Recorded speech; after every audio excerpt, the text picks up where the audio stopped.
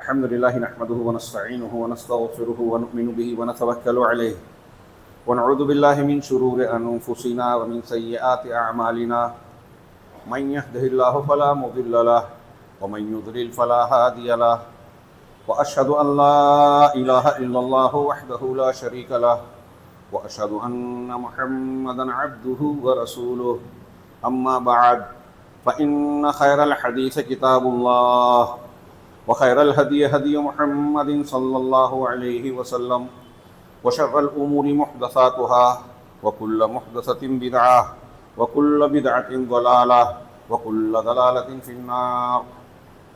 أعوذ بالله من الشيطان الرجيم. بسم الله الرحمن الرحيم. إذا جاء نصر الله والفتح ورأيت الناس يدخلون في دين الله أفواجا فسبح بحمد ربك واستغفره انہو کان توابا.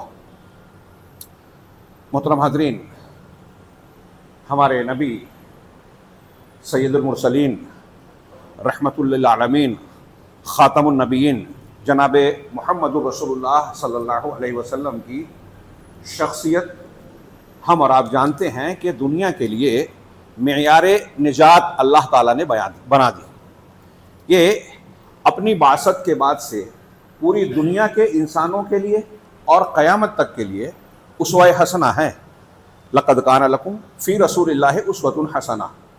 اب انسان کو اگر نجات چاہیے، اللہ تبارک و تعالیٰ کا پسندیدہ دین اور پسندیدہ زندگی اختیار کرنی ہے، تو اسے یہ دیکھنا ہے کہ جناب محمد رسول اللہ صلی اللہ علیہ وسلم کا طریقہ، آپ کی سنت، آپ کا اسوہ اور نمونہ کیا کہتا ہے. عقیدہ وہی اللہ کے یہاں چلے گا جو جناب محمد رسول اللہ صلی اللہ علیہ وسلم کا. عبادات بھی وہی چلے گی جیسے آپ نے کی، جتنی کی، جیسے بتائی. معاملات بھی آپ کی تعلیمات کے مطابق انجام پائیں. اخلاق میں آپ خلق عظیم پر مبنی ہیں. اگر دنیا کا کوئی انسان اچھا انسان بننا چاہتا ہے، معتدل انسان بننا چاہتا ہے، پرسنالٹی ڈیولپمنٹ کرنا چاہتا ہے، تو اس کے لیے جناب محمد رسول اللہ صلی اللہ علیہ وسلم سے بہتر کوئی نمونہ، کوئی اسوہ، کوئی سیرت نہیں مل سکتی. آپ کی زندگی کا ہر پہلو ہمارے لیے نمونہ ہے. آپ کی شخصیت امت کے حق میں کتنی خیر خواہ تھی، کتنے فکر مند تھے، اس کو اگر بیان کیا جائے تو صرف ایک پہلو کو اس کو بیان کرنے کے لیے کئی جمعہ درکار ہوگا. جناب محمد رسول اللہ صلی اللہ علیہ وسلم کے بارے میں خود اللہ رب العالمین نے متعدد مقامات پر متعدد پیرایوں میں آپ کی کوششوں کا ذکر کیا، سراہنا کی، اور ہمیں اور آپ کو بتایا. مثال کے طور پہ سورہ توبہ کے آخر میں فرمایا لقد جاءکم رسول من انفسکم، کہ تم ایک رسول تمہارے درمیان تمہارے ہی نفسوں سے، جنس سے آیا. انسان ہی ہیں، آمنہ اور عبداللہ کے بیٹے ہیں، بشر ہے، تمہارے لیے نمونہ ہے. تمہارے ہی درمیان سے ایک رسول تمہارے پاس آیا. عزیز علیہ ما عنتم، اس کا معاملہ، اس کا مزاج، اس کی سیرت یہ ہے کہ تم کو کوئی دشواری ہو، تکلیف ہو، امت کے لوگوں کو، یہ ان پر گرا ہے، دشوار ہے. امت کے لوگوں کو تکلیف ہو، نبی کریم صلی اللہ علیہ وسلم کو دکھ ہوتا ہے. آپ کہتے ہیں امتی امتی امتی، ہم پڑھتے ہیں، میں شاید تفصیل میں نہ جا سکوں، لیکن یاد کیجئے، آپ لوگ جانتے ہیں، صرف تازہ کرنے کے لیے، کہ میدان محشر میں اللہ تبارک اللہ کے رسول صلی اللہ علیہ وسلم کی صحیح روایات سے ثابت ہے کہ ہر نبی حضرت آدم علیہ السلام سے لے کر حضرت عیسیٰ علیہ السلام تک ہر نبی کی زبان پر نفسی نفسی نفسی نفسی ہوگا، اپنے بارے میں خوف زدہ ہوگا. صرف محمد رسول اللہ صلی اللہ علیہ وسلم کی زبان مبارک پر امتی امتی امتی ہوگا، میری امت میری امت میری امت. آپ نے دنیا میں بھی کہا تھا کہ میری اور تمہاری مثال ایسی ہے. صحیح مسلم کے حضرت جابر سے روایت ہے مرفوعاً کہ کسی آدمی نے آگ روشن کی جلائی، پتنگے پروانے اس پر گرے پڑ رہے ہیں اور وہ انہیں بچانے کے لیے روک رہا ہے. ایسے ہی جہنم کی آگ سلگ رہی ہے، جل رہی ہے، تم اس میں گرنا چاہتے ہو، میں تمہاری کمر پکڑ پکڑ کر تمہیں روک رہا ہوں، لیکن تم ہو کے میرا ہاتھ چھڑا کر اس میں کودنا گرنا چاہتے ہو. اللہ کے نبی صلی اللہ علیہ وسلم کے بارے میں اللہ نے کہا لعلک باخع نفسک علی آثارہم ان لم یؤمنوا بہذا الحدیث اسفا. ایسا لگتا ہے گویا آپ اپنے آپ کو ہلاک کر لیں گے ان کے پیچھے اگر یہ لوگ اس حدیث پر، قرآن پر ایمان نہ لائیں. حدیث کا لفظ ہے قرآن میں، اس حدیث پر ایمان لائیں. اور یہاں جو میں آیت پڑھ رہا ہوں، عزیز علیہ ما عنتم، تم کو کوئی تکلیف پہنچے یہ ان پر گراں گزرتا ہے، روتے تھے، امتی امتی کہتے تھے. ایک دعا صحیح مسلم کی کتاب الایمان نہیں روایت ہے اللہ کے رسول نے لکل نبی دعوت مستجابہ، ہر نبی کو ایک قبول کی جانے والی دعا دی گئی، گویا اسپیشلی اختیار دیا گیا کہ ایک دعا مانگیے قبول، جو مانگیے ملے گا. تو اللہ کے نبی صلی اللہ علیہ وسلم فتعجل کل نبی دعوتہ، ہر نبی نے اپنی دعا میں مانگنے میں عجلت کی، انہیں دنیا میں مانگ لی، لیکن میں نے اپنی دعا کو روک لیا، ریزرو رکھا. کیوں؟ تاکہ اس کے بدلے میں قیامت میں میدان محشر میں اپنی امت کے لیے سفارش کا حق مانگ سکوں، سفارش کر سکوں. ہاں وَإِنِّي احْتَجَزْتُ دَعْوَتِي شِفَاعًا لِأُمَّتِي يَوْمَ الْقِيَامَةِ فَهِيَ نَائِلَةٌ إِنْ شَاءَ اللَّهُ لِمَن لَا يُشْرِكُ بِاللَّهِ شَيْئًا أَوْ كَمَا قَالَ. تو یہ میری شفاعت قیامت کے دن میدان محشر میں میری امت کے ہر اس فرد کو ملے گی جس نے اللہ کے ساتھ شرک نہ کیا ہو. ایک شرط ہے، شرک کرنے والے کو اللہ کے رسول کی شفاعت نہیں ملے گی. کئی دلیلیں ہیں، آپ غور کیجئے. ہمیں اللہ تعالیٰ کہے کہ ایک دعا مانگو قبول ہوگی، ہم کیا مانگیں گے؟ نبی صلی اللہ علیہ وسلم نے کیا مانگا؟ امت کے لیے مانگا. حریص علیکم، قرآن آگے کہہ رہا ہے عزیز علیہ ما عنتم حریص علیکم، تم پر حریص ہیں، تمہارا بھلا چاہتے ہیں. کوئی بھلائی، اللہ کے رسول نے فرمایا کہ جو امت کے لیے خیر ہو سکتی ہے میں نے چھوڑی نہیں، بتایا کوئی شر برائی ایسی چھوڑی نہیں جو ان کے لیے نقصان دہ ہوتی ہے لیکن میں نے چھپایا ہو. صاحب بتا دیا، کلیئر، صاف ستھرا. صحابہ کرام کہتے ہیں کہ آپ دنیا سے رخصت ہوئے تو ہمیں دین کے بارے میں اتنی واضح معلومات تھی کہ اگر پرندہ ہوا میں اڑ رہا ہے تو اس کے پر کے سلسلے میں جو معلومات ہونی چاہیے شریعت کے اعتبار سے وہ بھی بتا گیا ہے اللہ کے رسول. حضرت سلمان فارسی نے سے ایک کافر یہودی یا مشرک نے کہا کہ تمہارا نبی عجیب ہے. صحیح مسلم اور ترمذی میں علمکم نبیکم کل شیء حتی الخراء، یہاں تک کہ تمہارے نبی نے تم کو ہر چیز سکھائی، یہاں تک کہ پیشاب پاخانہ بھی. تو حضرت سلمان فارسی تھے، صحابی تھے، احساس کمتری کے شکار نہیں تھے ہماری طرح کہ ڈیبیٹ میں پیچھے ہٹ جائیں. ہاں یہ شرم کی بات نہیں ہے، فخر کی بات ہے، یہ میں وضاحت کر رہا ہوں. حضرت سلمان نے کہا ہاں ہمارے نبی نے یہ بھی سکھایا، ہم کو سکھایا کہ جب پیشاب اور پاخانہ کرو تو قبلہ رخ اختیار مت کرو، داہنے ہاتھ سے استنجا مت کرو، تین پتھر سے کم نہ لو، ہڈی اور کوئلے سے، لیڈ سے اور کوئلے سے جو ہے صفائی اور طہارت اختیار نہ کرو. یہ بھی سکھایا ہمارے نبی نے، چھوٹی سے چھوٹی بات بھی زندگی کی بتائی. یہ ہمارے نبی صلی اللہ علیہ وسلم کی امتیازات ہے. حریص علیکم، تم کو جو چیز تمہارے لیے بھلی ہو سکتی ہے اس میں حریص ہیں. عزیز علیہ ما عنتم حریص بالمؤمنین رؤوف الرحیم، مومنوں کے ساتھ بڑے شفیق، بڑے مہربان، رؤوف رحیم ہیں. اب یہ چیز سامنے رکھیے اور آج کے خطبے میں جو بہت ہی مختصر وقت ہوتا ہے، میں اللہ کے نبی صلی اللہ علیہ وسلم کی زندگی کے آخری لمحات کا اجمالی مختصر تذکرہ کرنا چاہتا ہوں. ساری باتیں شاید نہیں آ پائے گی اور ان سے نکلنے والے اسباق، مسائل اور ہدایات تو بہت لمبی چوڑی ہو جائے گی.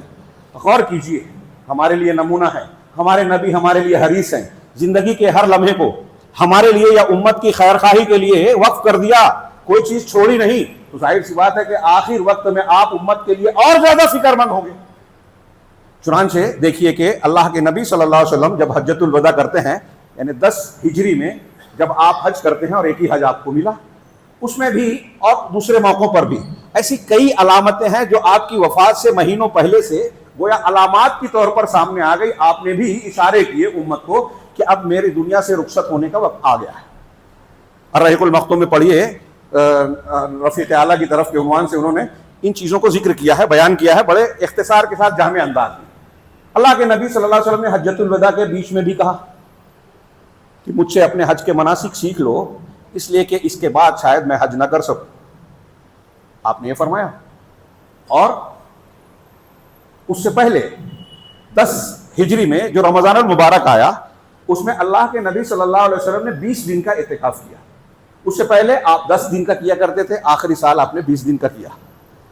اس سال نبی کریم صلی اللہ علیہ وسلم نے حضرت جبرائیل کو رمضان المبارک میں 2 مرتبہ نازل شدہ پورا قرآن سنایا. اس سے پہلے 1 مرتبہ سنایا کرتے تھے، مدارسہ یعنی دور کیا کرتے تھے، سناتے تھے استاد شاگرد کے طور پہ گویا. تو پورا قرآن 2 مرتبہ سنایا. پھر حضرت معاذ بن جبل رضی اللہ تعالیٰ عنہ کو جب یمن بھیج رہے تھے تو کہا، رخصت کرتے کرتے کہا کہ شاید تم اب جب لوٹو گے تو مجھ سے ملاقات نہیں کر پاؤ گے، ہاں میری قبر پر تم کو شاید گزرنا پڑے. ہاں اللہ کے نبی صلی اللہ علیہ وسلم نے اس کی بھی وضاحت کر دی. ایسے اور بھی کئی علامتیں تھیں. اور پھر ایام تشریق یعنی حج کا جو دن تھا یوم النحر کا، اس کے بعد کے ایام تشریق کے وسط میں غالباً 12ویں تاریخ کو اللہ کے نبی صلی اللہ علیہ وسلم پر سورہ نصر کی سورہ نصر کا نزول ہوا جو میں نے ابھی پڑھی، اذا جاء نصر اللہ والفتح، کہ جب اللہ کی مدد اور اس کی فتح آ جائے.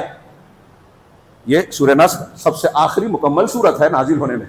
جب اللہ کی مدد اور نصرت آ جائے، اس میں گویا پیشین گوئی ابھی مکہ جو ہے فتح مکہ جو ہے اس کے آنے کے بعد اللہ تبارک تعالیٰ بتا رہا ہے کہ آگے کیا معاملہ ہونے والا ہے. جب اللہ کی مدد اور اس کی فتح آ جائے، وَرَأَيْتَ النَّاسَ يَدْخُلُونَ فِي دِينِ اللَّهِ أَفْوَاجًا، اور تم لوگوں کو دیکھو گے کہ لوگ دین میں فوج در فوج داخل ہو رہے ہیں. فتح مکہ ہو چکا تھا کہ تم لوگوں کو دیکھو گے فوج در جماعت در جماعت داخل ہو رہے ہیں. یعنی یہ ہونے والا ہے. گویا اس میں دو یہ بشارتیں ہیں اللہ کے رسول صلی اللہ علیہ وسلم کے لیے، نصرت اور فتح کی، اور دوسرے لوگوں کے جوک در جوک فوج در فوج ایمان میں. جب مکہ فتح ہو گیا اور یہ معاملات ہو گئے تو پورے قبیلے عرب سے مختلف علاقوں سے آتے ہوئے اسلام میں داخل ہونے لگے. تو اللہ تعالیٰ نے حکم دیا اس کے بعد، یہ دو بشارتوں کے ساتھ حکم دیا، ایک تنبیہ کی اور دو اشارے کیے. ہاں، فسبح بحمد ربک واستغفر، جب تم ایسا دیکھو تو اللہ تبارک و تعالیٰ کی حمد اور تعریف کے ساتھ اس کی تسبیح بیان کرو. سبحان اللہ و بحمدہ، یہ جب ہم کہتے ہیں تو بہت جامع کلمہ ہے، میں نے اس پر مستقل خطبہ دیا ہے، تشریح کی. ہم گزر جاتے ہیں سادہ کہہ کے سبحان اللہ یا سبحان اللہ و بحمدہ، بہت ہی گہرا اور وسیع معنی ہے اس کا. اللہ تمام برائیوں سے پاک ہے، کوئی عیب نہیں ہے سبحان اللہ کے معنی میں. اور حمد اللہ تمام تعریفوں کا مستحق ہے، سزاوار ہے، لائق و زیبا ہے. جب تعریف ہم کہہ رہے ہیں تو ساری خوبیاں ہیں اس میں، ساری صفات اور کمالات کا اثبات کر رہے ہیں. اور سبحان کہہ رہے ہیں تو سارے عیوب، نقائص اور کمزوریوں سے اللہ کو پاک اور برتر بیان کر رہے ہیں. اس کی تفصیل پھر کسی موقع پر. تو فسبح بحمد ربک واستغفرہ، اور اللہ سے مغفرت طلب کرتے رہو. اللہ کی حمد و تسبیح، توحید، اور اللہ تبارک و تعالیٰ سے استغفار زندگی کا مقصد ہے. یہ نبی صلی اللہ علیہ وسلم تو بخشائے تھے، اس کے باوجود آپ کو کہا گیا استغفار کرو. اس سے استغفار کی اہمیت معلوم ہو رہی ہے. انہ کان توابا، وہ بڑی توبہ قبول. تو اس میں گویا آپ کو حکم دیا جا رہا ہے کہ آپ کا مشن کام پورا ہو رہا ہے، تو اب آپ اللہ کی حمد و تسبیح بیان کیجیے، استغفار کیجیے. گویا یہ جانے کی تیاری ہے دنیا سے رخصت ہونے کی. یہی اس میں اشارہ ہے. حضرت ابن عباس اور کئی صحابہ نے اس سورت کریمہ سے یہ مسئلہ مستنبط کیا کہ اس میں اللہ تبارک و تعالیٰ نے نبی کریم صلی اللہ علیہ وسلم کو اشارہ کیا کہ اب آپ کا کام پورا ہو گیا ہے، اب آپ دنیا سے رخصت ہونے والے ہیں، آپ دنیا سے جانے والے ہیں. اور آپ نے اس حکم کو رکوع اور سجود میں سبحانک اللہم و بحمدک اشہد ان لا الہ الا انت، یہ کلمات جو ہے الگ الگ روایتوں میں تھوڑے فرق سے ہیں، موجود ہیں کہ آپ رکوع سجدے میں یہ پڑھنے لگے. اس میں ایک اشارہ یہ بھی ہے کہ اللہ کی مدد اور فتح، جب تم تسبیح اور حمد بیان کرتے رہو گے، گناہوں سے معافی مانگتے رہو گے، تب تک مسلمانوں کو ترقی ملے گی، فتح اور نصرت اللہ کی آتی رہے گی. اور یہ حکم اللہ کے رسول صلی اللہ علیہ وسلم کے آخری زندگی میں اور اس کے بعد فتوحات کا سلسلہ خلفائے راشدین کے دور میں چلا، اور کچھ ہی دنوں میں دنیا کے 1/3 سے زیادہ حصے پر مسلمان قابض ہوئے. نہ صرف زمین پر قابض ہوئے بلکہ لوگوں کے دلوں کو قبضہ کیا. اور دنیا میں اسلام کے علاوہ تاریخ میں کوئی ایسی مثال نہیں ملتی کہ اتنی تیزی سے کوئی دین دنیا میں پھیلا ہو. اور لوگوں نے برضا اور رغبت، جبر و تشدد کے ذاتی، جیسا کہ پروپیگنڈا کیا جاتا ہے، تلوار کے زور سے، پیٹرو ڈالر کے لالچ میں، یہ تو پروپیگنڈا کیا جاتا ہے. اسلام کی فطری تعلیم، اخلاقی اثرات کی بنیاد پر، حقیقی اور فطری تاثیر اور جاذبیت کی بنیاد پر لوگ جوگ در جوگ اسلام میں داخل ہوئے. آج بھی اتنی مخالفتوں کے باوجود دنیا میں سب سے تیزی سے پھیلنے والا مذہب ہے. تو اس میں اشارہ ہے کہ استغفار کر، گناہوں سے معافی مانگتے رہو گے، گناہوں سے اپنے آپ کو روکو گے، اللہ کی توحید اور تسبیح پر قائم رہو گے، تو اللہ فتح اور نصرت کا سلسلہ جاری رکھے گا. اور اس کا الٹا معنی کہ اگر ایسا نہیں ہوا، گناہ کرتے رہو گے، اللہ کی توحید کو فراموش کرو گے، تو مارے جاؤ گے، پیٹے جاؤ گے، گھر پر بلڈوزر چلے گا، گھروں پر بم برسیں گے، کبھی غزہ، کبھی ہندوستان، کبھی کہیں مسلمانوں کے گھر کھنڈروں میں تبدیل ہوں گے، لاشوں کے ڈھیر بچتے جائیں گے، کوئی سننے پوچھنے والا نہیں ہوگا، چیختے چلاتے رہو. یہ نبی کریم صلی اللہ علیہ وسلم پر یہ سورہ مبارکہ نازل ہوئی. اللہ کے نبی صلی اللہ علیہ وسلم اس کے بعد ماہ سفر کے اوائل میں جیش اسامہ بھیجتے ہیں. یہاں میں تذکرہ کرنا چاہتا تھا کچھ خطبہ حجۃ الوداع کا، بڑا جامع خطبہ ہے، اور اس میں بھی آپ نے اشارہ کیا، اور بڑی جامع کلمات، اس پر مستقل خطبہ لوگوں نے کتابیں لکھی ہیں. ایک آدھے صفحے کا خطبہ ہے، اور اس میں موٹی 2-3 کتابیں سمٹی ہوئی ہیں. اگر ان خطبوں کے معنویت کو ہم سامنے رکھیں تو آج جو حقوق انسانی کا عالمی چارٹر ہے منشور ہے، ہاں، اس کے سامنے پھیکا پڑتا ہے. اور یہ چارٹر تو صرف قلم ہے، سیاہی ہے کاغذ پر. باقی لوگ دعوے کرتے ہیں حقوق نہیں ہے دنیا میں. یہ قوانین بنے آج ہندوستان میں اور دیکھ رہے ہیں دنیا کے قوانین الگ، لوگوں کے ساتھ الگ الگ رویہ اختیار کیا جاتا ہے. اللہ کے نبی صلی اللہ علیہ وسلم نے جو قوانین بیان کیے اور کہا کہ جاہلیت کا سود میں ختم کرتا ہوں، سب سے پہلے اپنے گھر کے عباس کا سود ختم کرتا ہوں. اسی تقریر میں کہا جاہلیت کا خوب معاف کرتا ہوں، سب سے پہلے اپنے گھر کا خوب معاف کیا. عورتوں کے حقوق بتائے، نماز کی تلقین کی، کمزوروں کا حق بتایا، مسلمانوں کے باہمی جان مال ایک دوسرے پر حرام ہے یہ بیان فرمایا. اور قرآن و سنت کو مضبوطی سے پکڑے رہو، اس کے بعد جب تک اس کو مضبوط پکڑے رہو کبھی گمراہ نہیں ہوگے. ایسی جامع تعلیمات پر مشتمل خطبہ دیا. اور پھر یہ معاملہ ہوا حجۃ الوداع کے بعد ماہ سفر کے اوائل میں 11 ہجری میں اللہ کے نبی صلی اللہ علیہ وسلم نے شروع میں جیش اسامہ کو بھیجا، جو کچھ ہی دور جا کے پڑاؤ ڈالا. آپ کی طبیعت کی ناسازگی خبر ملی، ہاں. اور اسی مہینے کے ابتدائی ایام میں آپ احد کے شہداء جہاں دفن ہیں وادی احد میں، وہاں تشریف لے گئے اور ان کے ساتھ اس طرح خطاب کیا جیسے کوئی زندہ اور مردوں سے رخصت ہونے والی باتیں کہتا ہے. اور اللہ کے نبی صلی اللہ علیہ وسلم نے ان سے کہا کہ تم کو مبارک ہو جس حال میں تم ہو آج کے دور میں، جو زندہ ہیں ان سے بہتر حالت میں ہو اس کے مقابل. ہاں، اور مجھے اللہ نے زمین کے دنیا کے خزانے دیے ہیں، ہاں، اور میں تم کو خوشخبری دیتا ہوں کہ عنقریب میں بھی تم سے ملنے والا ہوں.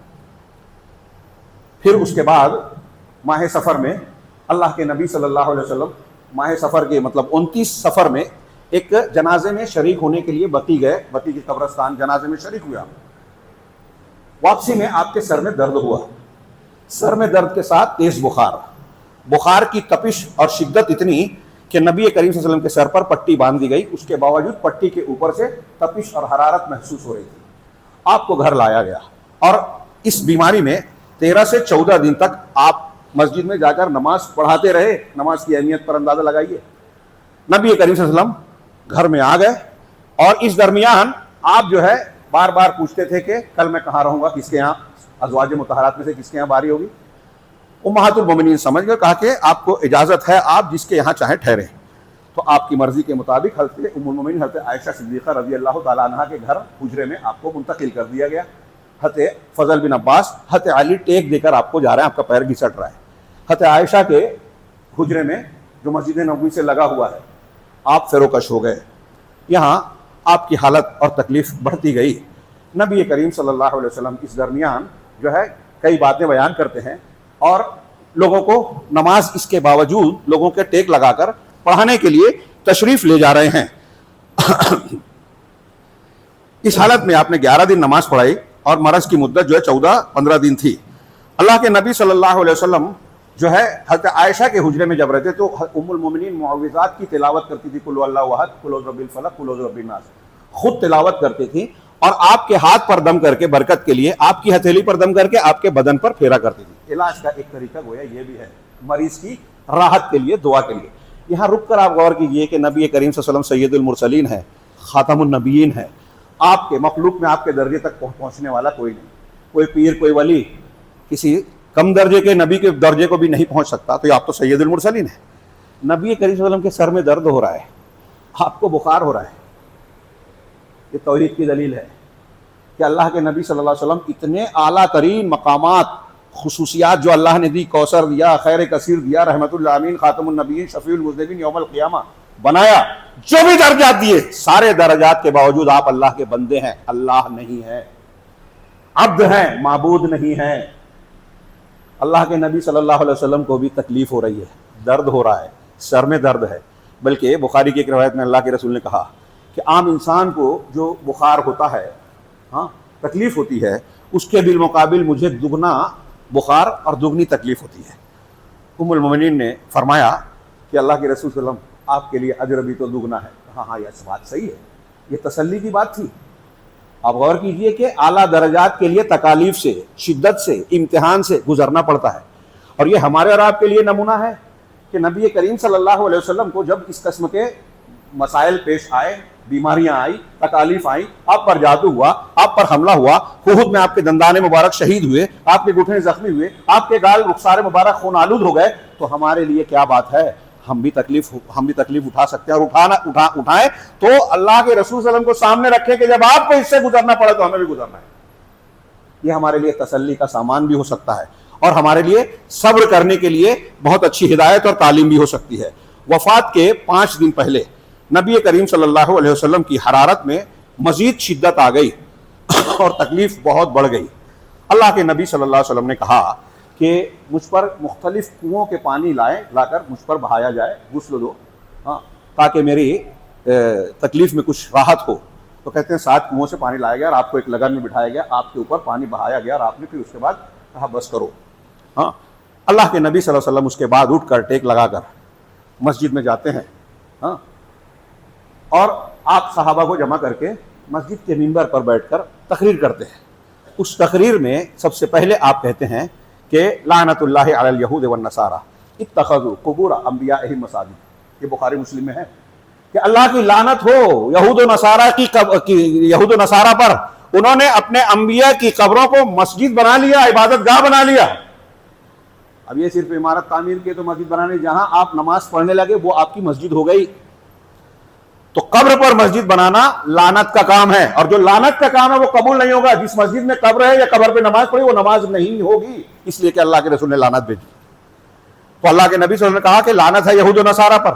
گویا یہود و نصارہ پر لعنت کر رہے ہیں, اپنی امت کو بتا رہے ہیں کہ تم لعنتی کام نہیں کرنا. اس میں اشارہ بھی ہے کہ اب تمہاری اس امت کے نبی کی قبر بھی وجود میں آنے والی ہے. اور مسلم موطا امام مالک میں روایت ہے کہ اللہ کے رسول نے یہ بھی فرمایا کہ لا تتخذوا قبری عیدا, کہ میری قبر کو تم عیدگاہ نہیں بنا لینا, میلے ٹھیلے کی جگہ نہیں بنے کہ لوگ اکٹھا ہونے لگے. اللہ کے رسول نے اپنی قبر کے لیے کہا, تو اولیاء صالحین اور بزرگان دین کی قبروں کے لیے کہاں سے جائز ہو جائے گا یہ؟ آج جو بہت سارے ہندوستان, پاکستان اور بہت ساری جگہوں پر اسے دین کا حصہ سمجھ کے لوگ کر رہے ہیں, دین کے فرائض اور احکامات کو چھوڑ کر ان بدعات, خرافات اور شرکیات کو اختیار کر رہے ہیں جو روافض کی ایجاد کی ہوئی ہے, پختہ قبریں اور قبروں پر اس طرح کی حرکتیں. خیر, تو اللہ کے نبی صلی اللہ علیہ وسلم نے پہلے یہود و نصارہ پر لعنت فرمائی, اور اس کے بعد 3 باتوں کی وصیت کی کہ دیکھو, جزیرۃ العرب سے مشرکین کو, یہود و نصارہ کو نکال دینا. دوسرا یہ کہ جو وفود آتے ہیں ان کے ساتھ ویسا ہی حسن سلوک اور اچھا برتاؤ کرنا جیسا میں کیا کرتا تھا. تیسری بات راوی بھول گئے. علماء یا روات کہتے ہیں کہ وہ کئی چیزیں ہو سکتی ہیں. یا تو یہ تھی کہ جیسے اسامہ کو آگے بھیجا جائے رومیوں سے جنگ کرنے کے لیے, یا یہ تھی کہ میرے بعد کتاب و سنت کو مضبوطی سے پکڑے رہنا, یا یہ بات تھی کہ نماز کا اور اپنے ماتحتوں کا, غلاموں کا اور لونڈیوں کا خوب خیال رکھنا, ان پر کوئی ظلم زیادتی نہ ہو سکے. آپ نے یہ باتیں بیان کی. اس کے بعد آپ نے کہا کہ انصار کا خیال رکھنا. انصار نے میرے لیے جو اپنا حق تھا ادا کیا, لیکن ان کا حق ابھی باقی ہے. یہ لوگوں میں کم ہوتے جائیں گے جیسے نمک کھانے میں کم ہوتا ہے. اور دیکھو ان کی اچھائیوں کو پذیرائی کرنا, اور ان سے اگر کوئی غلطی ہو تو درگزر کرنا. انصار کے متعلق کئی باتیں بیان کرنے کے بعد نبی کریم صلی اللہ علیہ وسلم فرماتے ہیں کہ اللہ تبارک و تعالیٰ نے اپنے ایک بندے کو اس بات کا اختیار دیا کہ وہ دنیا کی چمک دمک زیب و زینت کو قبول کرے, یا جو نعمتیں اللہ کے پاس ہے اسے قبول کرے. تو اس بندے نے اللہ کے پاس کی نعمتوں کو قبول کر لیا. یہ جملہ سنتے ہی سیدنا ابوبکر صدیق رضی اللہ تعالیٰ عنہ رونے لگے اور کہا, ہم اپنے ماں باپ کے ساتھ اللہ کے رسول آپ پر قربان. حضرت ابوبکر صدیق کے آنسو اور آواز بات سن کر قریب کے لوگ کہنے لگے کہ اس بوڑھے آدمی کو کیا ہوا؟ اللہ کے رسول صلی اللہ علیہ وسلم تو کہہ رہے ہیں کہ ایک بندے کو اللہ نے اختیار دیا دنیا یا آخرت کو قبول کرے, اور یہ کہہ رہے ہیں کہ میرے ماں باپ آپ پر قربان. رونے لگے. ابو سعید خدری کہتے ہیں کہ لوگ سمجھ نہیں سکے, لیکن بعد میں سمجھ میں آیا لوگوں کو کہ اللہ کے رسول نے جو بندہ کہا تھا اس سے آپ خود مراد تھے, اور ابوبکر صدیق سمجھ گئے تھے. وہ ہم میں سب سے زیادہ سمجھ اور علم والے تھے. پھر اس کے بعد اللہ کے رسول نے فرمایا کہ میں نے ہر ایک کے احسان کو اور حق کو ادا کر دیا سوائے ابوبکر صدیق کے. انہوں نے جو مجھ پر احسان اور اس نے سلوک کیا ہے اس کا حق باقی ہے. اگر دنیا میں کسی کو خلیل بناتا تو ابوبکر صدیق کو خلیل بناتا. لو كنت متخذا من اهل الارض خليلا لاتخذت ابا بکر خلیلا ولكن صاحبكم خلیل الرحمن. لیکن تمہارا یہ ساتھی یعنی محمد صلی اللہ علیہ وسلم رحمان کے خلیل ہیں, جیسے ابراہیم اللہ کے خلیل ہیں. تو اللہ نے خلیل بنایا, اس لیے ابوبکر کو خلیل نہیں بنا سکتا. اگر بناتا تو انہیں بتاتا. یہ اس بات کی دلیل ہے کہ صحابہ میں سب سے زیادہ اعلیٰ درجے والے ابو بکر صدیق ہے, سب سے زیادہ رسول اللہ صلی اللہ علیہ وسلم کے محبوب اور مقرب ہے, محبوب ہیں, خلیل نہیں. پھر اللہ کے رسول نے کہا کہ مسجد میں آنے والے جتنے دروازے ہیں بند کر دیا ہے سوائے ابو بکر کے دروازے کے. کیا خصوصیت ہے, یہ آپ نے بیان کیا. اور اس سے پہلے جو ہے آپ نے, یہ تو شاید اگلے دن والی بات تھی, میں نے اس میں تھوڑی سی ملا دی. اس سے پہلے اللہ کے رسول نے جب یہ باتیں بیان کی کہ یہود و نصارہ پر اللہ کی لعنت, دیکھیے توحید کا خیال, پھر اس کے بعد پہلے یہ بیان کیا, میں چھوٹ گیا اور اگلے والے خطبے میں اگلے والے بیان کی بات میں نے ابھی بیان کر دی. اللہ کے نبی صلی اللہ علیہ وسلم نے آگے کہا, اسی میں آگے تھا, اس میں کہا کہ دیکھو تم میں سے کسی کا کوئی حق اگر مجھ پر ہے, میں نے کسی پر ظلم کیا ہے, کسی کی پیٹھ پر کوڑا مارا ہے تو میری پیٹھ حاضر ہے. غور کیجئے میرے بھائیوں, ہم لوگ کس کو کتنی تکلیف دیتے ہیں سوچتے بھی نہیں, بھول جاتے ہیں, ظلم و زیادتیاں کر کے اس کو ہلکی چیز سمجھتے ہیں. یہ سید المرسلین خاتم النبیین کا طریقہ دیکھیے کہ دنیا سے جاؤ تو کیسے جاؤ.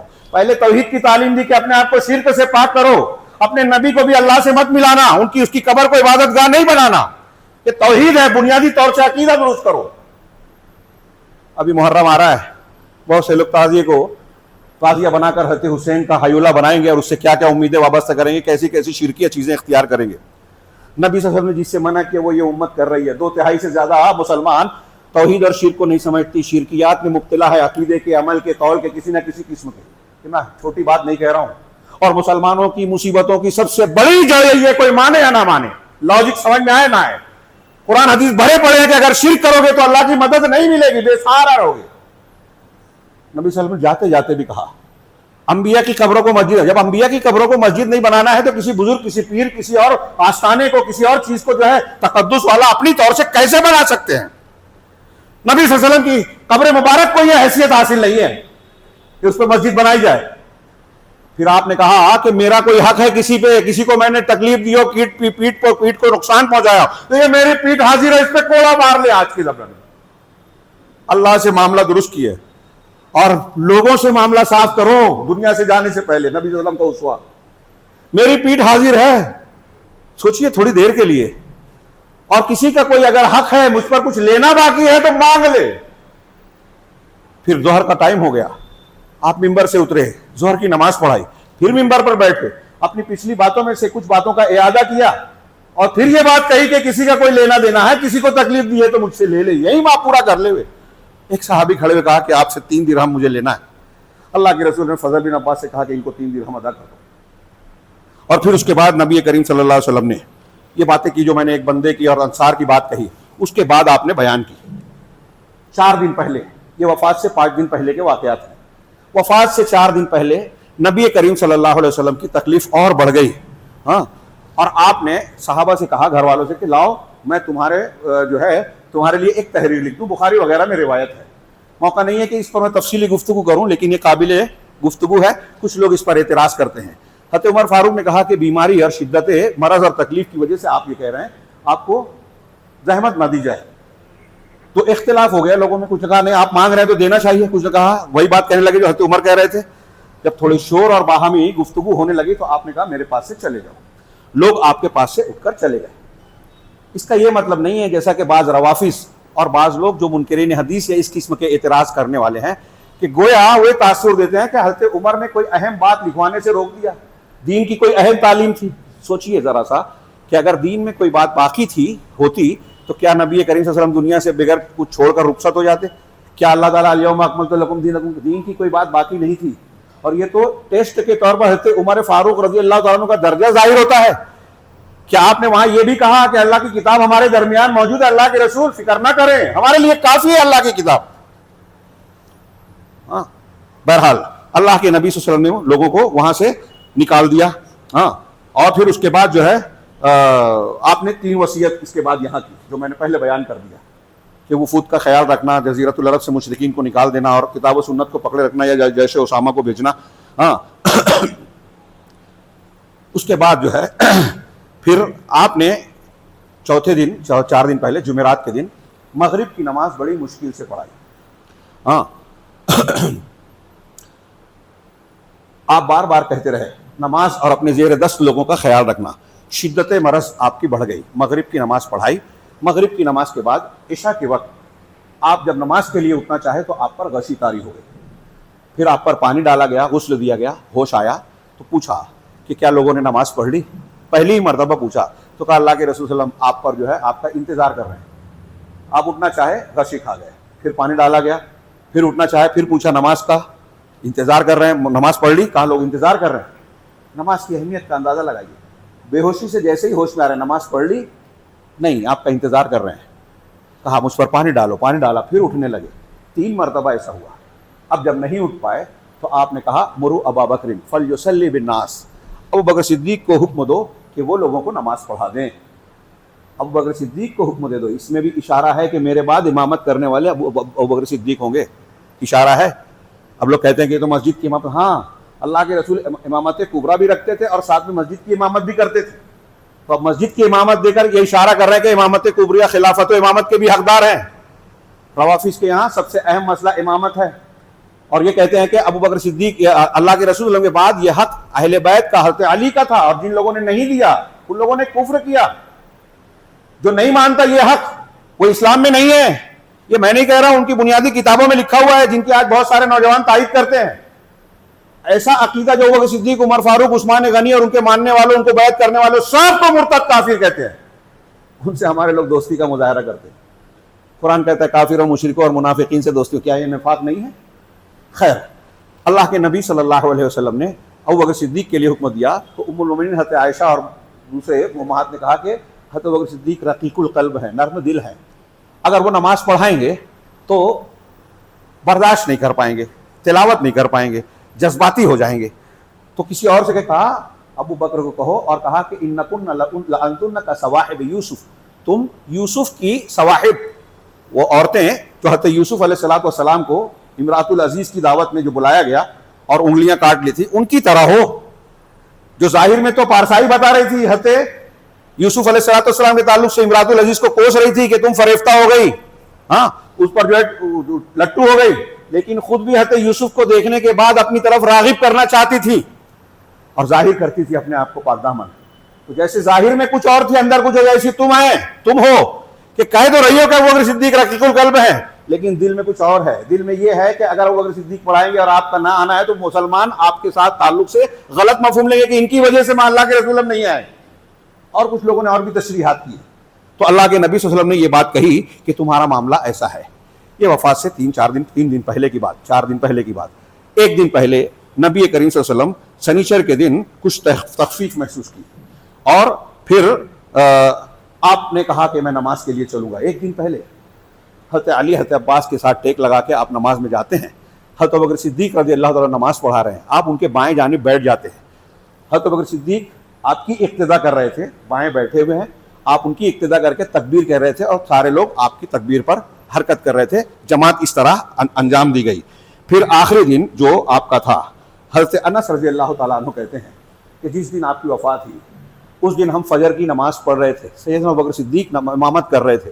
نبی کریم صلی اللہ علیہ وسلم نے حضرت عائشہ صدیقہ کا حجرے کا پردہ ہٹایا اور جماعت کی طرف دیکھی. ہم نے محسوس کیا ابوبکر صدیق اپنی ایڑیوں کے بل پیچھے ہٹنا چاہتے تھے کہ شاید آپ نماز کے لیے آ رہے ہیں، پڑھائیں گے.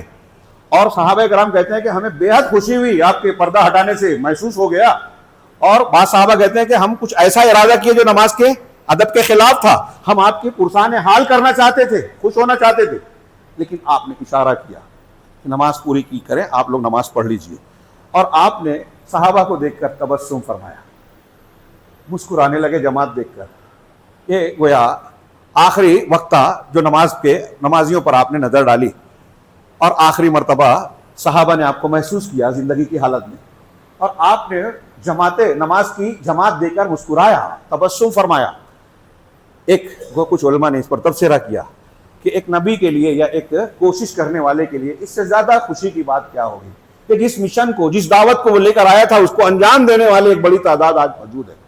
صحابہ کرام کی شکل میں لوگ اللہ کی عبادت کر رہے ہیں. نبی کریم صلی اللہ علیہ وسلم کے لیے گویا یہ خوشی کی بات تھی. آپ نے پردہ گرایا اور اس کے بعد دوسری نماز کا وقت نہیں آیا. اب آپ کی طبیعت کافی بگڑ گئی. اسی درمیان آپ نے حضرت فاطمہ رضی اللہ تعالیٰ عنہ کو بلایا، ان کے کان قریب کر کے ان کے کان میں سرگوشی کی، وہ رونے لگی. پھر دوبارہ سرگوشی پھر بلایا اور وہ سرگوشی کی، اب وہ ہنسنے لگی. بعد میں حضرت عائشہ کے پوچھنے پر انہوں نے بتایا کہ پہلی مرتبہ اللہ کے رسول نے بتایا کہ میرا وقت آ گیا ہے، اب میں دنیا سے جا رہا ہوں. تب میں رونے لگی. اور پھر دوسری مرتبہ جب مجھے قریب کیا اور میرے کان میں بات کی تو یہ کہا کہ میرے جانے کے بعد میرے رشتہ داروں میں، قرابت داروں میں سب سے پہلے تم مجھ سے آ کے ملو گی، یعنی تمہاری وفات ہوگی. اس پر مجھے خوشی ہوئی اور میں ہنسنے لگی.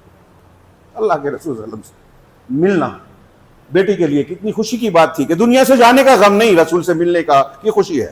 بہرحال کہا اللہ کے رسول کو کہا کہ تم جو ہے مجھ سے یہ بھی کہا، بعض روایتوں میں ہے کہ تم جنت کی عورتوں کی سیدہ ہو، سردار ہو. اور پھر حضرت فاطمہ رضی اللہ تعالیٰ عنہ آپ کی تکلیف کو دیکھ کر کچھ غمزدہ کرب کی آواز نکالتی ہیں. تو حضرت اللہ کے رسول کہتے ہیں کہ تمہارے ابا کو آج کے بعد کوئی تکلیف نہیں ہوگی، اب ہم اس دنیا سے رخصت ہونے والے. اللہ کے نبی صلی اللہ علیہ وسلم نے اس کے بعد حضرت حسن اور حسین کو بلایا، ان سے پیار کیا، چوما چاٹا اور تلقین کی کہ ان کا خیال رکھا جائے. پھر ازواج مطہرات کو بلایا، ان کو واضح نصیحت کی. غور کیجئے، یہ صحابہ کو پہلے نصیحت کی، تلقین کی. 5 دن پہلے انبیاء کی قبر کو مسجد نہیں بنانا، عام دنوں میں بھی بول چکے تھے، 5 دن پہلے بھی بولے تھے. اور ایک روایت میں ہے کہ اس کے بعد آخری وقت میں بھی ایک مرتبہ آپ نے دہرایا. آپ کو اتنا بخار تھا کہ آپ اپنی چادر جو ہے سر پہ ڈالتے، پھر دم گھٹنے لگتا ہٹا دیتے، پھر ڈالتے، پھر ہٹا لیتے. دیکھیے انسان تھے، اللہ نہیں تھے، ورنہ تکلیف نہیں ہوتی. توحید کی دلیل جو میں نے کہا. اور اس درمیان بھی آپ نے کہا کہ اللہ کی لعنت ہے یہود و نصارہ پر، اپنے انبیاء کی قبروں کو مسجد بنا لیا. امہات المومنین کو بھی آپ نے تلقین کی، واضح نصیحت کی. پھر اس کے بعد صحابہ کرام کو بلایا، ان کو بھی نصیحت کی اور ان سے زیادہ زور دے کے کہا الصلاۃ الصلاۃ وما ملکت ایمانکم، نماز نماز اور جو تمہارے ماتحت ہے ان کا خیال رکھنا. نماز کا میرے بھائیو خیال رکھو. ہماری روحانی قوت ہے. دنیا میں لوگ آج میزائل چلا رہے ہیں، نئے نئے ہتھیار بنا رہے ہیں، لیزر فلاں اور فلاں، اے آئی اور یہ وہ. کوئی کہیں بھی پہنچ جائے، اللہ کی مشیت کے بغیر کوئی ہتھیار، کوئی اعلیٰ کام نہیں کر سکتا. یہ ہمارا عقیدہ ایمان ہے. سب سے بڑی طاقت اللہ کی مشیت پر ایمان رکھتے ہوئے ایمانی اور اخلاقی قوت، روحانی طاقت ہے. انبیاء کرام، حضرت ابراہیم علیہ السلام جب آگ میں ڈالے جا رہے تھے کیا طاقت تھی ان کے پاس؟ یونس علیہ السلام جب مچھلی کے پیٹ میں تھے کون سا آلہ اور کون سا سبب تھا، کون سا نیٹ ورک تھا؟ ایمان کی قوت تھی. دعا کی، اللہ نے نجات دے دی. یہ دعا ہمارا سب سے بڑا ہتھیار، سب سے بڑی قوت ہے. اپنے آپ کو کمزور بالکل مت سمجھیے. کمزور آپ اور ہم اس وقت ہوتے ہیں جب اللہ کے گنہگار ہوتے ہیں، اللہ سے دور ہوتے ہیں. اللہ سے قریب ہو جائیے، اللہ پر بھروسہ کیجئے توحید کے ساتھ. اللہ کو پکاریے. اللہ خالی ہاتھ لوٹانے سے شرماتا ہے، قرآن حدیث میں ہے. کتنی بڑی بھی طاقت سامنے آ جائے، اگر اللہ کی مشیت نہیں ہے تو کوئی نمرود، کوئی فرعون کسی کو ڈبا نہیں سکتا، کسی کو جلا نہیں سکتا، کسی کا بال بیکا نہیں کر سکتا. بہرحال اللہ کے نبی صلی اللہ علیہ وسلم جو ہے کہتے ہیں کہ آپ جو آخری وقت میں آپ کا جو ہے لوگوں سے، صحابہ سے کہتے ہیں نماز کا خیال رکھو. تو میں نماز کی بات بتا رہا تھا کہ ہم کو روحانی قوت دیتی ہے. جب اللہ سے ہم جڑتے ہیں، مناجات کرتے ہیں، ہماری طاقت بڑھتی ہے. تو یہ اللہ کا حق ہو گیا. اور ماتحتوں کا، عام طور سے لوگ کمزوروں پر ظلم کرتے ہیں. ہاں، گھر میں بیوی اور بچوں پر ظلم کرتا ہے گھر کا بڑا، اسکول میں اسکول کا ٹرسٹی اور ذمہ دار ٹیچروں پر، کام کرنے والوں پر، کارخانے میں مزدوروں پر، مسجد میں امام اور مؤذن پر، جہاں جو ذمہ دار ہے، حکمراں ہے تو وہ اس پر. ہم جب چھوٹوں پہ ظلم کرتے ہیں تو ہمارے اوپر اللہ تعالیٰ ایسے ظالموں کو مسلط کرتا ہے جو ہمارے ظلم سے زیادہ ہم پر ظلم کرتے ہیں. یہ میں نہیں کہہ رہا ہوں، قرآن کہتا ہے وَكَذَلِكَ نُوَلِّي بَعْضَ الظَّالِمِينَ بَعْضًا بِمَا كَانُوا يَكْسِبُونَ. سورہ انعام کی آیت ہے، تفصیل دیکھیے، موقع نہیں ہے، ٹائم نہیں ہے. تو میں عرض کر رہا تھا کہ اللہ کے نبی صلی اللہ علیہ وسلم آخری وقت میں فجر کی نماز کے بعد، پھر جب یہ معاملہ ہوا کہ آخر وقت میں آپ نے اپنے صحابہ کو بھی تلقین کی، ازواج مطہرات کو بھی کی. اس کے بعد آپ پر ظہر سے پہلے ہی، جیسا کہ میں نے کہا فجر کے بعد آپ کو دوسری وقت نماز کا وقت نہیں آیا، آپ کو نزاع کا عالم تیار ہوا. اس درمیان ام المومنین حضرت عائشہ صدیقہ رضی اللہ تعالیٰ عنہ کہتی ہیں کہ اللہ نے مجھ پر نعمت کی کہ میری باری کے دن دوشنبہ کو اللہ کے نبی صلی اللہ علیہ وسلم کی روح میرے گود میں قبض کی گئی. آپ کے لبے اور آپ کے پیروں کے درمیان اللہ کے نبی صلی اللہ علیہ وسلم ٹیک لگائے ہوئے تھے، اور نزاع کی حالت تھی. اسی حالت میں ام المومنین کہتی ہیں کہ میرے بھائی عبد الرحمن گھر میں داخل ہوئے، ان کے ہاتھ میں ایک مسواک تھی. اللہ کے نبی صلی اللہ علیہ وسلم مسواک کو دیکھنے لگے. میری نظر پڑی تو میں نے کہا کہ آپ کو مسواک چاہیے؟ آپ نے اشارہ کیا ہاں. آپ مسواک لیتے ہیں. اس سے ایک بات بیان کرنا بھول گیا کہ آخری دن جو صبح میں ساری کارروائیں کی، اس سے پہلے ایک چیز یہ بھی کی کہ جتنے غلام اور لونڈی تھی سب کو آزاد کر دیا. 7-8 دینار آپ کے پاس پونجی تھی، صدقہ کر دیا. ہمارے ہاں یہ فکر ہوتی ہے مرنے کے بعد میری اولاد کے لیے کیا رہے گا. یہ فکر نہیں ہے کہ متقی پرہیزگار ہے کہ نہیں، ہم نے ان کو تربیت دی کہ نہیں. جب آپ نے متقی پرہیزگار نہیں بنایا، گندا بنایا، فحاشی پہ چلنے والا بنایا، شرک اور کفر کے سلسلے میں جو ہے بے پرواہ بنایا، تو آپ عرب بھی کما کے دیں گے نا تو وہ ختم کر دے گا. اور اگر توحید والا صالح انسان بنائیں گے تو پراپرٹی نہیں بھی چھوڑیں گے تو اللہ نگرانی کرے گا. یہ لکھ لیجیے جو کہہ رہا ہوں، ٹائم نہیں ہے ورنہ میں واقعات بتاتا، دلیلیں دیتا. ہاں، نیک بنائیے اولاد کو. اللہ کے نبی صلی اللہ علیہ وسلم دنیا سے جا رہے ہیں، ویسے بھی انبیاء کی وراثت تقسیم نہیں ہوتی تھی. ہاں، اللہ ذمہ دار ہوتا تھا مال غنیمت میں، ان کا 5واں حصہ تھا. تو نبی کریم صلی اللہ علیہ وسلم کو یہ فکر نہیں تھی.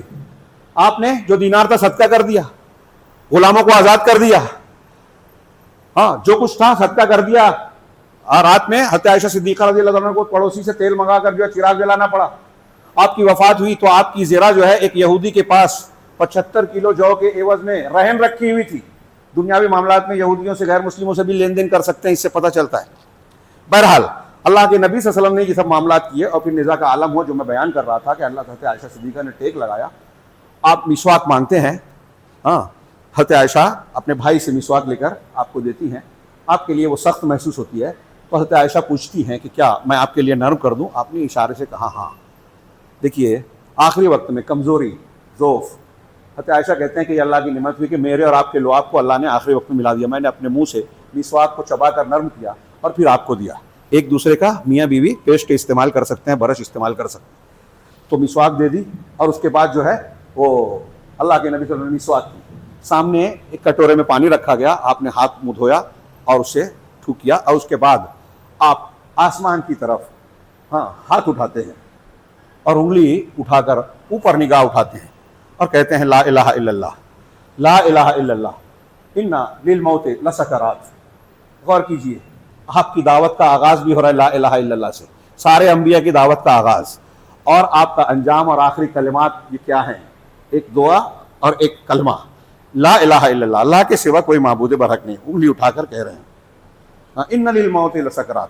موت کی کچھ سختیاں ہیں، سکرات ہیں، موت کی سختیاں ہیں، وہ میں جھیل رہا ہوں. اور اس کے بعد آپ کچھ کہنے لگے تو حضرت عائشہ نے کہا مجھے سمجھ میں نہیں آئے تو میں نے اپنا کان آپ کے ہونٹوں تک پہنچایا تو آپ کہہ رہے تھے مع الذین انعمت علیہم من النبیین والصدیقین والشہداء وحسن اولئک رفیقا. کہ اللہ ان لوگوں کے ساتھ جن پر تیرا انعام ہوا، انبیاء، صدیقین، شہداء اور صالحین کے ساتھ، ان کے ساتھ مجھے میرا انجام دے. اللہم اغفر لی ورحمنی، اے اللہ مجھے بخش دے، مجھ پر رحم فرما. اللہ کے نبی صلی اللہ علیہ وسلم یہ کلمات کہہ رہے ہیں، ہاتھ اوپر اٹھائے اور کہتے ہیں الی الرفیق الاعلی، الرفیق الاعلی، رفیق اعلیٰ کی طرف. رفیق اعلیٰ، اللہ کا نام ہے رفیق اعلیٰ، سب سے بلند. یہ اللہ تعالیٰ کے اسماء و صفات، یہ بھی توحید ہے کہ اللہ تو اوپر ہے، سب سے اوپر ہے، سب سے بلند ہے. مکان میں عرش کے اوپر مستوی ہے، مقام میں سب سے بلند ہے اور اختیارات میں پوری کائنات پر تسلط رکھتا ہے. اعلیٰ کے معنی میں یہ سب ہے، یہ اللہ کے اسماء و صفات کا تذکرہ. یہ ہے توحید، یہ ہے عقیدہ. ایک مسلمان کا عقیدہ ابتدا، شروعات بھی اسلام میں عقیدے سے ہوگی، توحید سے، اور اختتام بھی شرک سے بچنے سے اور توحید کو اختیار کرنے سے. آپ کا فرمان ہے کہ جس کا آخری کلمہ لا الہ الا اللہ ہوگا وہ جنت میں داخل ہو جائے گا. جس کا آخری کلمہ توحید ہوگا اس کا جنت کا معاملہ بالکل پکا ہے، پختہ ہے. جس نے شرک کا رد کیا، توحید کو اختیار کیا، گارنٹی ہے رسول کی صلی اللہ علیہ وسلم. اور آپ کا بھی نمونہ ہے کہ آپ کہہ رہے ہیں لا الہ الا اللہ، پھر اس کے بعد دعا کر رہے ہیں کہ لا الہ الا اللہ کہہ کے میں تیرے پاس آ رہا ہوں پروردگار. نبیوں، صدیقوں، شہداء کے ساتھ معاملہ کرنا، رفیق اعلیٰ کی طرف، رفیق اعلیٰ کی طرف. اور پھر آپ کا ہاتھ نیچے آیا اور آپ اس دنیا سے رخصت ہو گئے. آپ کی وفات ہو گئی، آپ کی موت ہو گئی. ہندوستان، پاکستان میں نبی کے لیے موت کا لفظ استعمال کرو تو لوگ سمجھتے ہیں گستاخی ہے، جبکہ قرآن میں بار بار انبیاء کے لیے استعمال ہوا. کیا ہے وہ اور کیا تم حاضر تھے اذ حضر یعقوب الموت، سورہ بقرہ میں جب یعقوب کے پاس موت آئی. اب کسی نبی ولی کے بھی لیے موت بولے تو لوگ گستاخی سمجھتے ہیں. ابھی دیکھیے آگے قرآن نے کئی جگہ کہا انک میت، آپ بھی مرنے والے ہیں، وانہم میتون، اور یہ بھی مرنے والے ہیں. تو موت کا تذکرہ نبی کے لیے گستاخی نہیں ہے. احمد رضا خان صاحب اپنی زندگی میں کہتے ہیں کہ یہ گستاخی ہے. پھر جب لوگوں نے دلیل پیش کی قرآن کی تو کہا کہ کچھ لمحے کے لیے موت آئی. تو علماء نے سوال کیا کہ کچھ لمحے کے لیے آئی تو گستاخی نہیں ہوئی, دیر کے لیے مانے تو گستاخی ہو گئی, یہ کون سا اصول ہے؟ کتنی دیر کے لیے اگر موت آئی تو گستاخی نہیں ہوگی, کتنی دیر کے لیے مانے تو گستاخی ہوگی؟ عجیب لوگ ہیں. صرف اللہ کی شان یہ ہے. ابھی جیسا کہ میں بیان کر رہا ہوں کہ اللہ کے نبی, وقت ہو گیا بس 1-2 منٹ, 1:30 بجے تک مجھے ٹائم دیا گیا تھا, 2 منٹ لوں گا. اللہ کے نبی صلی اللہ علیہ وسلم نے جو وفات ہوئی آپ کی تو لوگوں کا برا حال ہوا. صحابہ کرام, بالکل صحابہ نے اللہ کے رسول سے جو محبت کی تھی دنیا میں کسی محبت کرنے والے نے کسی محبوب سے نہ کی ہے نہ کر پائے گا. ہاں, آپ کے اشاروں پر جان قربان کرنے والے مثال کا وقت نہیں ہے. آپ کی طرف آنے والے ہتھیاروں کو خوشی سے اپنے بدن پر لینے والے صحابہ کرام. ہاں, اللہ کے نبی صلی اللہ علیہ وسلم کی وفات پر کچھ لوگ بے قابو, حضرت عمر نے تلوار نکال لیا تھا. یہ منافقین کہہ رہے ہیں کہ وفات ہو گئی. نہیں, جیسے حضرت موسیٰ گئے تھے نا کچھ دنوں کے لیے, ایسے ہی گئے ہیں, واپس آئیں گے, اور جو بولے گا میں اس کو مار دوں گا. ابوبکر صدیق اپنے گھر سے سنہا سے آئے, گھوڑے پر سوار اترے, گھر میں داخل ہوئے, آپ کے حجرے میں گئے. آپ کے اوپر ایک دھاردار چادر تھی, سر ہٹایا, کسی سے بات نہیں کی اور آپ کا سر ہٹایا, سر کھولا, آپ کی پیشانی پر بوسہ دیا, رونے لگے. یار غار تھے, نبی کریم صلی اللہ علیہ وسلم سے جتنی محبت ابوبکر صدیق کو تھی کسی کو نہیں تھی. کاش کا موقع ہوتا میں کچھ مثالیں دیتا. ہاں, غار میں, سفر ہجرت میں, جہاں بھی دیکھیے اللہ کے نبی صلی اللہ علیہ وسلم کی طرف آنے والے کہتے ہیں کہ آپ کی طرف کوئی خطرہ آ رہا ہے تو مجھ پر آ جائے, چلے گا, میں ایک عام آدمی ہوں. اللہ کے رسول, اگر آپ کو کوئی نقصان ہوا تو اسلامی دعوت کو نقصان ہوا. آپ کی پیشانی کو بوسہ دیتے, رونے لگے اور کہا کہ آپ زندہ حالت میں مردہ حالت میں پسندیدہ شخص, خیر سب سے پاکیزہ آدمی, اور اللہ تبارک و تعالیٰ آپ پر 2 موتیں اکٹھا نہیں کرے گا. اس کے بعد آپ باہر تشریف لے گئے اور حضرت عمر کہہ رہے تھے تو آپ نے کہا حضرت عمر بیٹھ جاؤ. حضرت عمر فاروق رضی اللہ تعالیٰ نے انکار کیا تو یہ حمد و صلات شروع کیے. سارے صحابہ کرام متوجہ ہو گئے. صحابہ کرام جانتے تھے کہ ابوبکر کا درجہ زیادہ اونچا ہے. اس سے یہ بھی پتہ چلا کہ اگر زیادہ فضیلت والی شخصیت کوئی بات کہے تو لوگ اس کی طرف متوجہ ہو جائیں. ہاں, حضرت عمر کم درجے کے نہیں تھے, لیکن ابوبکر صدیق جب حمد و صلات کی سب لوگ متوجہ ہو گئے. اور آپ نے حمد و صلات کے بعد کہا من کان یعبد محمدا فإن محمدا قد مات. ماتا کا لفظ ہے کہ جو محمد صلی اللہ علیہ وسلم کی عبادت کرتا تھا تو جان لے کہ محمد صلی اللہ علیہ وسلم کی موت ہو گئی. کیا حضرت ابوبکر صدیق گستاخ ہیں؟ آپ کی وفات ہو گئی. ومن کان یعبد اللہ, تسلی دیکھیے, ایمان دیکھیے, ایسے میں صبر دیکھیے. اللہ کے رسول صلی اللہ علیہ وسلم سے زیادہ محبوب کوئی نہیں تھا ان لوگوں کو, خاص طور سے سیدنا ابوبکر صدیق تو واضح ہی ہیں. آپ کی موت پر کیا کردار پیش کیا, ہمارے محبوب گزر جائے تو ہمارے لیے نمونہ ہے. تو کہا جو محمد صلی اللہ علیہ وسلم کی عبادت کرتا تھا وہ سن لے محمد صلی اللہ علیہ وسلم کی وفات ہو گئی, یہ بھی توحید ہے. اور جو اللہ کی عبادت کرتا ہے وہ سن لے کہ اللہ زندہ ہے, اسے کبھی موت نہیں آ سکتی. اور پھر قرآن کی آیت پڑھی وما محمد الا رسول, محمد تو بس اللہ کے رسول ہے. قد خلت من قبلہ رسول, اس آپ سے پہلے بھی رسول گزر چکے. افإن مات او قتل انقلبتم علی اعقابکم, کیا اگر آپ کی موت ہو جائے یا قتل کر دیے جائیں تو تم اپنی ایڑیوں کے بل واپس پلٹ جاؤ گے, اسلام سے پھر جاؤ گے؟ حضرت ابو صدیق نے قرآن کی آیت پڑھی تو حضرت ابن عباس, حضرت انس وغیرہ کے بیانات ہیں, وہ کہتے ہیں کہ آپ نے جیسے ہی آیت پڑھی ایسا صحابہ کو ایسا لگا کہ یہ آیت آج ہی نازل ہوئی ہے, اور وہاں موجود کوئی بھی شخص ایسا نہیں تھا جس کی زبان پر یہ آیت نہ ہو. قرآن پر ایمان تھا, قرآن کو مان لیا کہ قرآن کہتا ہے کہ آپ کی موت اور قتل ہو سکتا ہے. تو سب کو تسلی ہو گئی. حضرت عمر نے کہا اس کے بعد میرے پیروں نے جواب دے دیا اور میں ڈھیر ہو گیا, زمین پر بیٹھ گیا. اب مجھے بھی یقین ہو گیا کہ اللہ کے رسول صلی اللہ علیہ وسلم نہیں رہے. آپ کی وفات کو قبول کیا. پھر خلافت کا معاملہ ہوا. حضرت انس کہتے ہیں کہ مدینہ کا جو منظر میں نے دیکھا بچپن میں, کہ اس دن سے زیادہ خوشحال دن, جشن والا دن, خوشی کا دن کوئی نہیں تھا جب رسول اللہ صلی اللہ علیہ وسلم مدینہ میں تشریف لائے, ہجرت کر کے مدینہ میں داخل ہوئے. اور اس دن سے غمزدہ, افسوس اور غم کا دن کوئی نہیں تھا جس دن آپ کی وفات ہوئی. نبی کریم صلی اللہ علیہ وسلم کی وفات ہوئی, لیکن آپ کو اور ہم کو نجات کا نسخہ دے گئے, دنیا میں ہر قسم کی بھلائی کو حاصل کرنے کا نسخہ دے گئے. میں نے جیسا کہ عرض کیا کہ کوئی بھی خیر اور شر ہو, جو دنیا میں خیر ہو آخرت میں خیر ہو, سب بتایا. کوئی بھی شر ہو جو دنیا کے لیے نقصان دہ ہے آخرت کے لیے نقصان دہ, سب بتایا. کوئی چیز کمی نہیں چھوڑی. اس لیے کسی نئے دین کی ضرورت ہمیں نہیں ہے, کسی نئی تشریح کی ضرورت نہیں ہے. اس دین کو سیکھیے، اس کی قدر و قیمت جانیے۔ محمد رسول اللہ صلی اللہ علیہ وسلم ہمارے تعلق سے کتنے فکر مند تھے، کتنی محنت کی، کتنی کوشش کی، اور اس دین کو اللہ تعالیٰ نے ہمارے لیے محفوظ رکھ کر آج تک پہنچایا ہے۔ اب اسے چھوڑ کر ہم ادھر ادھر کے منہج کو قبول کریں، شرک میں جائیں، بدعت و خرافات کو، دوسرے منہج کو قبول کریں، چور چرا کریں، صحیح حدیث کے کیڑے نکالیں اور دوسرے طریقوں کو اختیار کریں صحابہ کا طریقہ چھوڑ کر، اس سے زیادہ ناقدری اس نعمت کی کیا ہو سکتی ہے؟ اس نبی صلی اللہ علیہ وسلم کی سیرت طیبہ کو پڑھیے، اس سے بہتر کوئی راستہ، کوئی طریقہ نہیں ملے گا۔ اور ہر جمعہ میں کہا جاتا ہے آپ کا طریقہ سب سے بہتر ہے، اور ہر شخص یہ دہراتا ہے کہ آپ کے طریقے کو اختیار کریں۔ علامہ ابن تیمیہ کہتے ہیں کہ نبی صلی اللہ علیہ وسلم کی سنت کو اختیار کرنا دنیا اور آخرت کی کامیابی کی ضمانت ہے، اور دنیا میں مسلمانوں پر جو بھی مصیبت، بلا، پریشانی، عذاب آ رہا ہے، اس کی وجہ صرف اور صرف رسول کی مخالفت ہے۔ اللہ سے دعا ہے کہ وہ ہمیں رسول کی مخالفت سے بچنے والا اور سنت کی پابندی کرنے والا بنائے، اور اس کی برکت سے دنیا اور آخرت میں کامیابیوں سے نوازے، فتنوں، پریشانیوں اور ہر قسم کے عذاب سے پروردگار ہم سب کو دنیا اور آخرت میں محفوظ رکھے۔ وآخر دعوانا الحمدللہ رب العالمین۔ بارک اللہ لنا ولکم فی القرآن المجید ونفعنا وإیاکم بالآیات والذکر الحکیم، انہ تعالی جواد کریم مجید۔